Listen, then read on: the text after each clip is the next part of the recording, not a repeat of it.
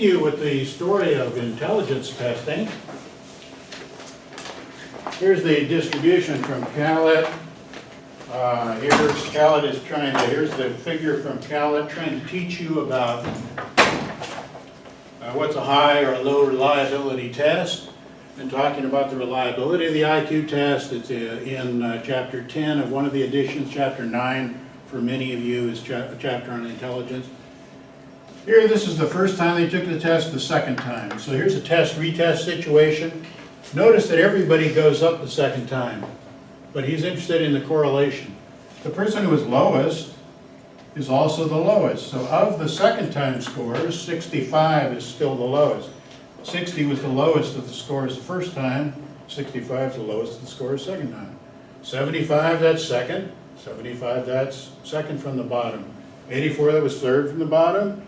87, that's third from the bottom, and the highest score was 92 before, and then that 92 went up to 93. So they all got a little better, but basically a perfect ordinal correlation, and if you calculate the correlation coefficient, by the product moment correlation, it's going to come out very close to 1. So here's a high reliability test, and then he has an example of a low reliability test with all the same scores, so there's still a 60 and 75 and an 84 and a 92 the first time, but the person who was 92, the highest score the first time, ends up with only a 76 the second time. Guess they didn't attend class between the two tests, I don't know. The 84 jumped up to 93. I guess they did the homework. I don't know. This person the second time. The 75 dropped down to a 65.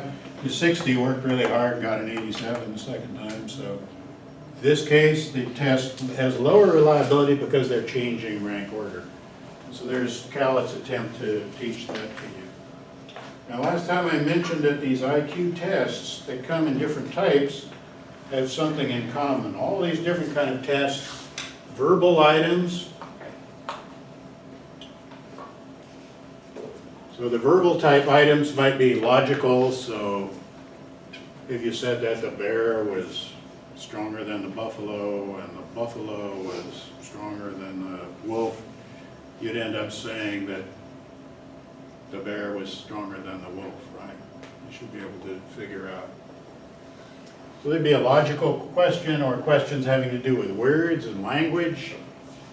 Mechanical, show. Can I say something about the last slide? All right, let's see the last slide.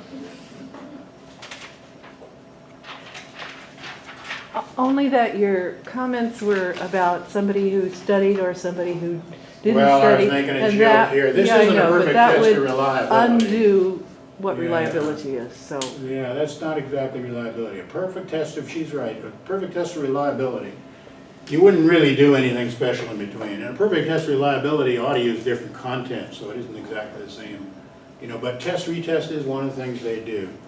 So the person taking the same test twice. So if we did a test and we had some studying in between, that isn't really perfectly reliability, is it? that's not about It's reliability. including the opportunity to study. Including that opportunity to study includes something else. Yeah. Allowing variability. On the other hand, somebody else might actually do that study and not report it. They might say, we waited 3 months, tested the people again. And the test retest reliability is simply the correlation between the test and a retaking of the same test. Same could be true about a test of pregnancy. If you took a test of pregnancy one day, and you waited a few weeks and tested again, then it might change for real. The person could have gotten pregnant in the meantime. All right, so here we've got a lot of different kinds of tests, spatial items. The copy a square would have been an example. So the Stanford Binet has a mixture of word type questions and spatial questions and different kinds of questions. But these different kinds of items all tend to correlate with each other. And Spearman called that first factor. If you take a course in personality or intelligence of developmental psych at the upper division, you're going to learn more about this kind of analysis, or of course in psychometrics, you'll learn about a technique known as factor analysis, where you analyze matrices of correlations and try to figure out how many factors are there. Well, the first major factor is what Spearman calls G, general intelligence. It's what he tries to use to explain the fact that all these different tests are correlated with each other. And then the tests may have something specific, so something that's uncorrelated. So maybe there are specific mechanical abilities. Some people are good at mechanical but not so good at other verbal things. And if you're hiring people to do jobs, or like trying to decide what job they should have in the military, they'll give them a lot of specialized tests. And then they may say, this guy is really good at deciding which wrench goes with which nut, you know, or whether this tool should be used with this piece of equipment. That person might end up in the mechanical area, and then somebody else with who's particularly good at some other skills might end up in another area. Now here's some classic IQ findings. One of the things they test, here's a little test Binet is constructing to predict success in school, and then it turns out that it predicts other things besides just success in school. Predicted success in occupations with a correlation of 0.5 and above. I've already mentioned the parent-child correlation. Correlation between brother, sister, or sister, sister. This is sibling correlation when they're raised together is about 0.5. Correlation between first cousins or between a grandparent and grandchild is about 0.25. Correlation between husband and wife in IQ is 0.6. Higher than the correlation between brother and sister, sister and sister, brother and brother, or parent and child. So in most families, the two people who are most similar in IQ are the two that in most states are not genetically related. You can think about that in most states and decide to laugh later tonight. Okay, so the two people who are not genetically related in most states are the husband and wife, right? Parent and child, they're genetically related. Brother and sister, they share common genes. They correlate 0.5. Well, they only share 50% of their genes. Parent with child shares 50% of their genes. But in most states, husband and wife, so something happened for them to pick each other. This is interesting that the correlation between husband and wife, my moral of the story here is you can pick your friends, but you can't pick your relatives, you know. So some of you may have decided this about your siblings already, or your parents. Or your parents have decided this with respect to their children. You can't pick your relatives, you get your relatives, and you get what you get. But husbands and wives are picking each other in some way. It's very interesting that they're picking each other in some way that's related to IQ. Believe it or not, people marry for other reasons.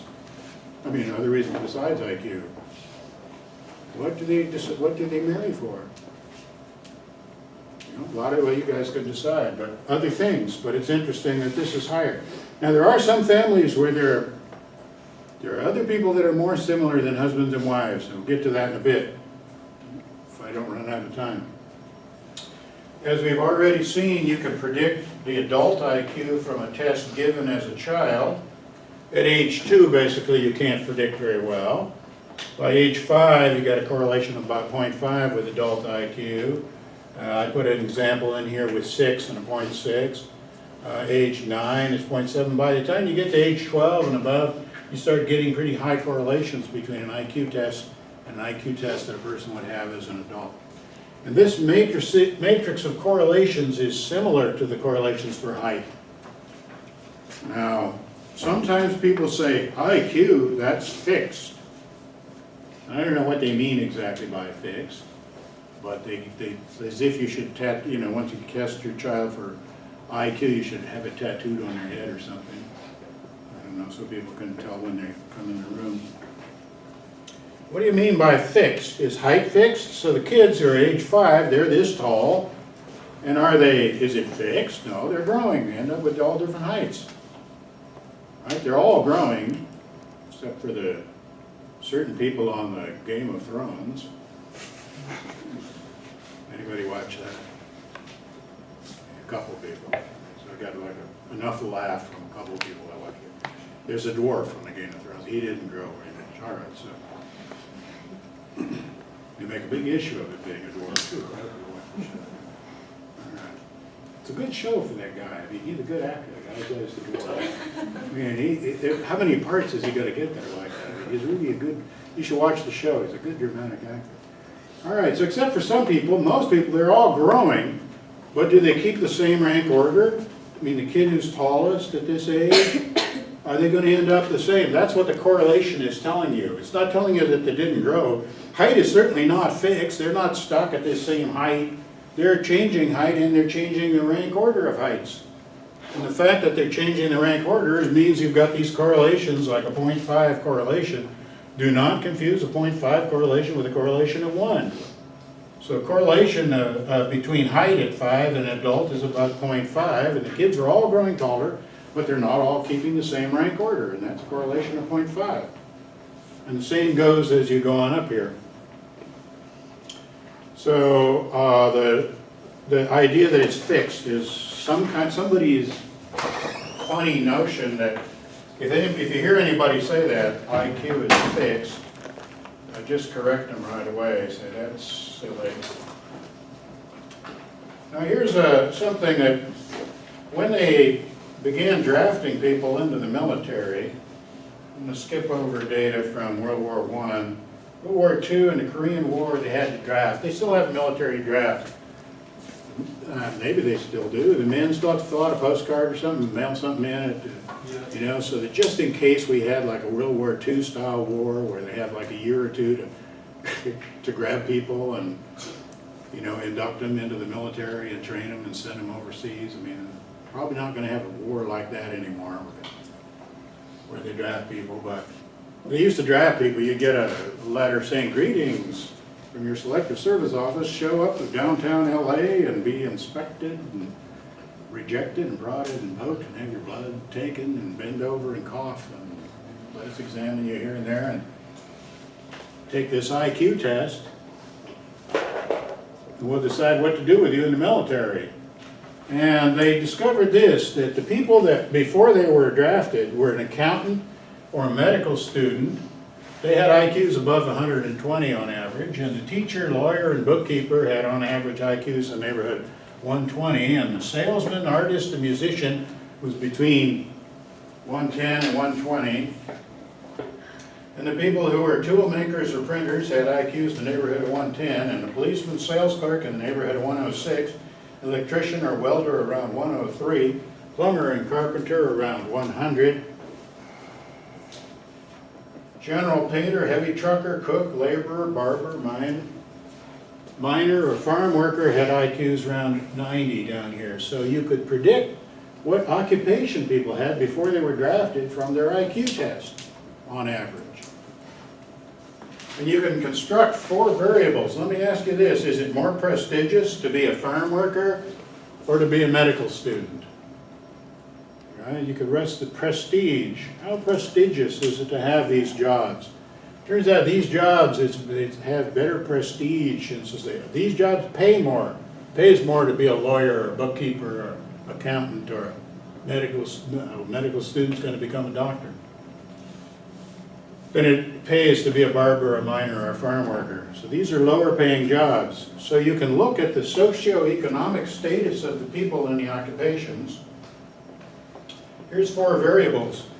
The rated prestige of the occupation. So they ask people, how prestigious is it to have these jobs?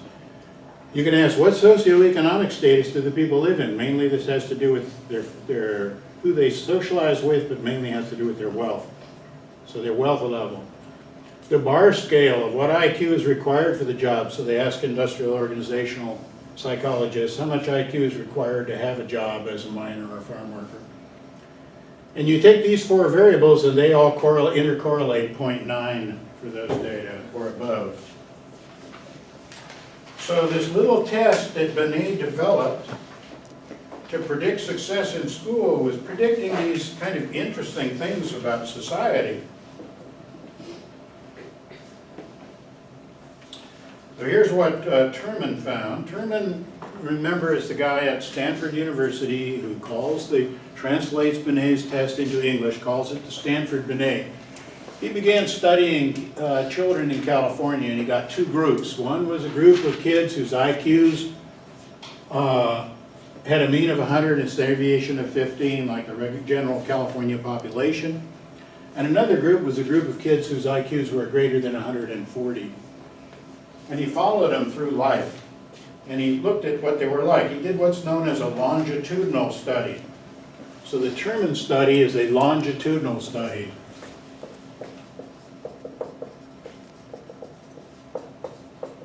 In developmental psychology, you want to compare 4-year-olds and 5-year-olds and 6-year-olds and so on. So in developmental psych, you're comparing kids at different ages and studying that.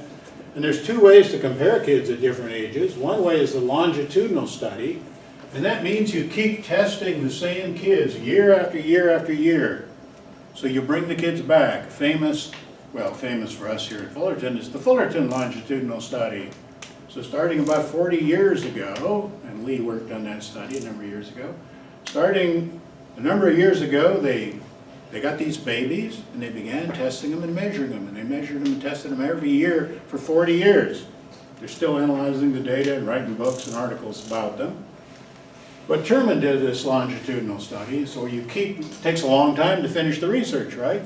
Because you got to wait for people to grow up. It takes 20 years before you really have much data, and 40 years, and maybe it should take 80 years if you do it right. You wait till the end of their lives. The other way is a cross-sectional study. And the thing to remember in cross-sectional study is you grab a bunch of 4-year-olds and you grab a bunch of 5-year-olds and you test them and compare them. And the thing to remember about these studies is the right way to do it is a longitudinal study, and the wrong way to do it is a cross-sectional study. Here's why. Here's what cross-sectional studies find repeatedly. Here's the moral of the story. It's usually phrased in a more complicated way to keep people mystified, but 4-year-olds are smarter than 5-year-olds. Isn't that surprising? How did they do the study that comes to this conclusion? Well, where do you get 4-year-olds? If you're doing a research project and you want to compare 4-year-olds and 5-year-olds, where do you get 4-year-olds? You go to campus and you find the daycare center where the children of the professors are, and the children of graduate students. And you test them. And where do you get 5-year-olds? You go to public school kindergartens, or you're testing a different group of kids. And so all of a sudden 4-year-olds are smarter than 5-year-olds, because where did you recruit your 4-year-olds? On campus. Where do you recruit your 5-year-olds? You know what else happens? People get stupid really quickly at an old age if you do it cross-sectionally. Why? Because when you want to test 80-year-olds, where do you find them? In the old folks' home. They're sitting there waiting to be tested. Are the judges there? Are the members of Congress there in the old folks' home? No, they're busy. Of course, the ones in Congress right now aren't doing anything. They're busy in Congress doing nothing. But the judges are trying to do something, I guess. Yeah, all right, so you got, if you're going to look at cross-sectional data like that, cross-sectional data show people getting stupid really fast, because where do you get the old folks? You go to old folks' homes where the people are sitting there looking pretty bad. Longitudinal study is the right way to do it. So here's Terman's study, longitudinal study, in which he showed that as children, the high IQ kids were larger, taller, heavier, more active, healthier, better in school, less prone to mental disorder, and they were less likely to be stutterers. This was contrary to some people's ideas that the intellectual kids were skinny and wimpy and sickly. Some people had that idea, not the doctors. They thought it would be this way. As young adults, most of the high IQ kids went to college. They got advanced degrees and PhDs. 70% of them got their first jobs in professions, meaning doctor, lawyer, architect, jobs like that, engineer, in the professions, which at the time it was 14% in the general population. So 14% of the kids in the control group were ending up having their first jobs. By adults, by age 40 or so, they had better marital, sexual, and social adjustment. They were less likely to be divorced. 86% of them by middle age, by age of 40 or so, now had jobs in the professions. So some of the women who got married then went back to school and became doctors and ended up in professional jobs. By this time, this group had published 2,000 scientific papers, 93 books. They had 230 patents and more. There was only one patent in the control group, William Shockley. What did he invent? He was one of the guys that got credit for the transistor. How many of you know what a transistor is and how it works, what it does? Well, that's a bad sign for our society. More of you should know what a transistor is. Feel guilty about it, look it up. Your watch, you have an electronic watch, you've got thousands of them in there. Your cell phone's got 10,000s of them in there. All your computers are using these transistors. Transistor is a very important invention. Replaces the tube. You know, otherwise, you know, when computers had to use tubes, well, I won't go into that. So there was one patent over in the other group, 230 patents over here. Sometimes people say, but IQ tests don't measure creativity. Is a patent an index of creativity? What does a patent mean? It means that the government patent office says, okay, you claim to have a new invention here that nobody else has discovered, and we're going to issue you a patent saying you've invented something new. It's a certificate that you've done something creative. And we had 230 patents over here and just one over in the control group. That was William Shockley. He had an IQ of only 130. He increased in IQ as he got older. He became an advocate for IQ tests. He wasn't really an expert on IQ tests, so he came on all the talk shows and people yelled at him and complained, you're not even a psychologist, you don't know what you're talking about, go back to transistors. People used to be really mad if you talked about IQ in the 60s. All right. That's the Terman study. So one of the questions that came up is, how much of this variance, you know, naturally a lot of political consequences follow from it, which we may get time to do later in the course, but you know, the Nazis, the communists, all sorts of the left wing and the right wing weighed in the 1960s. Students were liberal, they were mad about IQ testing for various reasons. Professor would come to give a lecture, they would shout him down, they'd set fire to cars, they burned people's offices, demonstrations, a lot of political excitement. I'm going to skip over a lot of the political excitement, at least today, so I can give you the basic results. You can ask the question, how much of the variance in IQ is due to heredity and how much of it's due to environment? What do we mean by heredity? We mean genetic heredity. We mean the genes, what we understand right now about heredity. I don't mean the inheritance of acquired characteristics. I tried to use a former governor to illustrate before. I mean genetic inheritance, Mendelian genetics, and not even the new kind of epigenetics, which is another kind of... So what do we mean by environment? By environment, we mean all the things that happen to the child, from the fact that her mother may get measles while she's pregnant, to that she might take drugs or smoke cigarettes during her pregnancy, or that she might have some other take LSD or certain other, or be given medicines by her doctor that may influence what happens to the child, or her diet during pregnancy, or the fact that the child is in a traffic accident as a baby, or contracts the flu at the age of 6 months, or gets measles, or has some other experience, has a bad school, has no access to books, no ability to write with pencils and papers. All these things we mean by environment. Has stimulating and interesting people to talk to. Has a television that's on all day, turn to Fox News. Good or bad? I don't know. So these are heredity and environment. Now the heritability coefficient is defined this way. So it's an index between 0 and 1. It's the variance due to heredity divided by the total variance.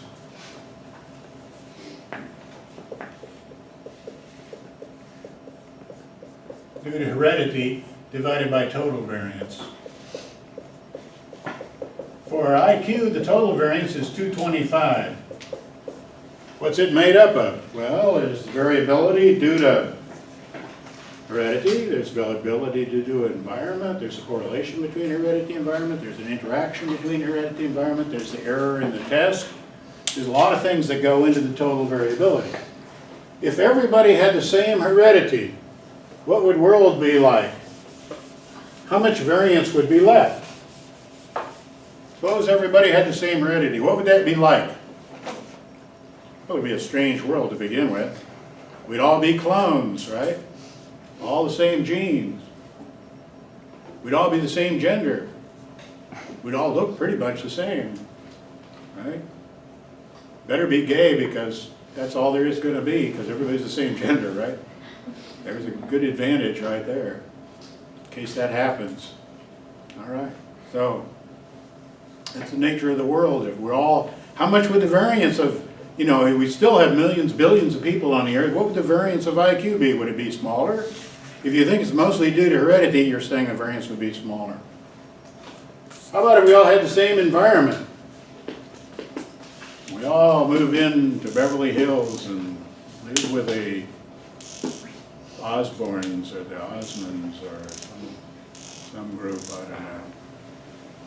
Those are two different environments right there. Osmonds, Osborns, both musical groups. What would the variance there be? So one way to think about it is, what would it be like if society was fair?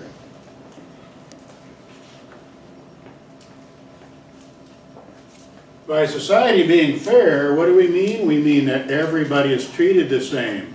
That means everybody gets the same environment. You don't go picking out some people and giving them extra money, and other people you say, oh, you people have to go to jail. Or taking other people and say, okay, you get to go to school, but you don't get to go to school because we don't like you. So if the society was fair, that means the variance due to environment would disappear and everything would be heredity. Everything left would be heredity. That's all that would be left. There wouldn't be anything else, except for the error. Another way to think about it is, suppose we took a lot of babies that are up for adoption and we decided to randomly assign them to different environments. Would there be a big effect of the environment depending on which people we assign them to? Another way to think about it is, there's a lot of women who can't get pregnant. We have a lot of sperm samples donated. So we could randomly assign sperm to women, you know, you want sperm? Okay, we'll take one randomly and give it to you so we see the effect of genetics. People aren't doing these experiments, right? You could think about designing true experiments to establish the effects of heredity and environment and the interaction between heredity and environment. People aren't doing these studies. They're not randomly assigning sperm to women. Women get to pick out, well, do you want the father to have dark hair or blonde hair? Do you want him to be athletic or do you want him to be intellectual or musical or what? They're picking out, in a lot of cases they're able to pick out the sperm they get. What we do have, though, is identical twins and monozygotic twins to compare. So identical twins, you have one sperm and one egg and an extra division of the zygote during pregnancy, which ends up creating two individuals that have approximately the same genes. As far as we're concerned in this class, we're going to assume they have the same genes. It's not exactly the same. The mitochondrial DNA is a little different, and there are other errors of replication, things that happen, so they're not exactly identical in their genes, but it's pretty close. But we're going to assume that identical twins, also known as monozygotic twins, so if I write MZ, that means monozygotic or identical twins.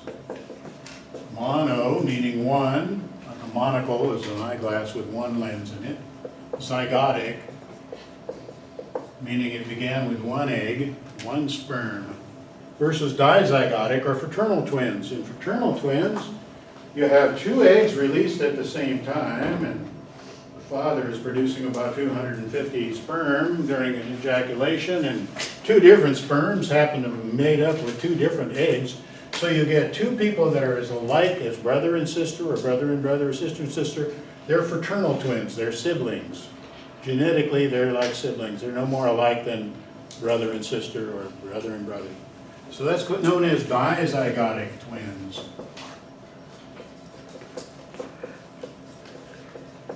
Or fraternal twins.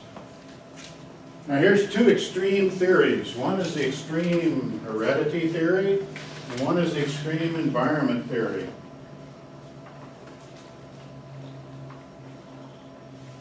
And we can compare, and this has been done in many different nations. People have calculated, and so there are thousands and thousands of cases like this that have been studied. You saw a video already talking about some of this research. You saw the program in Against All Odds where Bouchard, who's one of the people doing this research, is interviewed. But here are the two theories. This is the heredity theory. We've got unrelated people who are reared together. That's when unrelated people are adopted into the same family. We can have unrelated people who are reared apart. That correlation is 0. We can have siblings who are reared together. So that's where somebody gives birth to 2 different children, and the 2 children are put up for adoption and go to 2 different homes.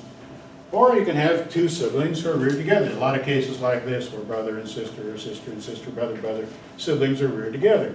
And they're not put up for adoption and they're raised with their parent. You can have dizygotic twins who are reared together or reared apart, and you can have monozygotic twins reared together or apart. According to this theory, this is a theory, an extreme heredity theory, it says the environment has no effect whatsoever, and the correlation should simply depend on how genetically related you are. SIDS and dizygotic twins share half their genes, the correlation should be 0.5. Identical twins share all their genes, the correlation should be 1. The extreme environment theory says if you're raised together, you should have the same IQs. If you're raised apart, you should be different. Should be no correlation. Here's the data, averaged over lots of studies. So here's how it comes out. The unrelated people reared together, the correlation is about 0.1. Some of these studies, they're not actually unrelated, so a woman gives birth to a child, puts it up for adoption, she gives birth to another child, puts it up for adoption, the adoption agency goes back to the first family and says, you already adopted a child by this woman, would you like another one?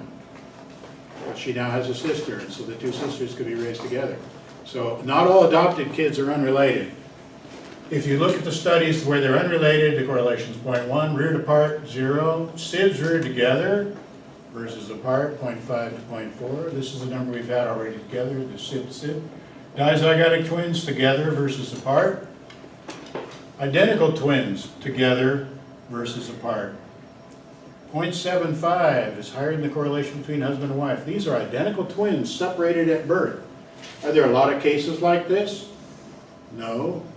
But they do have enough cases that they've been able to study them. And you saw on the video the 2 firemen that were put up for adoption and raised separately. They both hold their coffee cup with the cup pointing out. They both use Zycopodium toothpaste. How many of you have ever heard of Zycopodium toothpaste? I hadn't either. Both of them, identical twins, separated at birth, figured out there was something called Zycopodium toothpaste, decided they both liked it. Both of them became firefighters. One of them lives in a house with a garage on this side, garage door open and tools laid out in a certain order. The other one lives in the same looking house, but with the garage on the right side with the tools laid out in the other direction. One of them's right-handed, one of them's left-handed. One of them combs hair this way, one of them they're the kind of identical twins that are like mirror image type twins. Or the way the splitting happens, you sometimes get the right-handed versus the left-handed. The families that have identical twins, 0.85 correlation, these are the families where you have 2 people that are more alike than husband and wife. When there's identical twins in the family, they understand each other better. They finish each other's sentences. They like each other really well. Nowadays, the people that study this, they don't want to see identical twins separated at birth. Because identical twins make great friends to each other. And so they think it's a crime to separate them. They should either go to the same family or not be put up for adoption, keep them together. Keep the identical twins together. What's the moral? Let me finish with like 30 more seconds, then you can go to spring break. Assuming you don't have another class tonight, I don't know. But what's the moral of the story? Which of the 2 theories does this match better? There's a big effect of genetic relationship. As the people become more genetically related, these correlations go up. There's a small effect of being raised together or apart, small evidence for the environment. So a much bigger result for the heredity theory than for the environment theory. Are these experimental data? No. They're the data that are available. They're correlational kind of data, so you've got to keep that in mind. So there's evidence of 2 effects. This one right here is an estimate of the heritability coefficient. About 3/4 of the variance. If you look at these data, you would come to the conclusion that about 3/4 of the variance is due to heredity and the rest to everything else, environment and error and interactions. All right, that's it for today.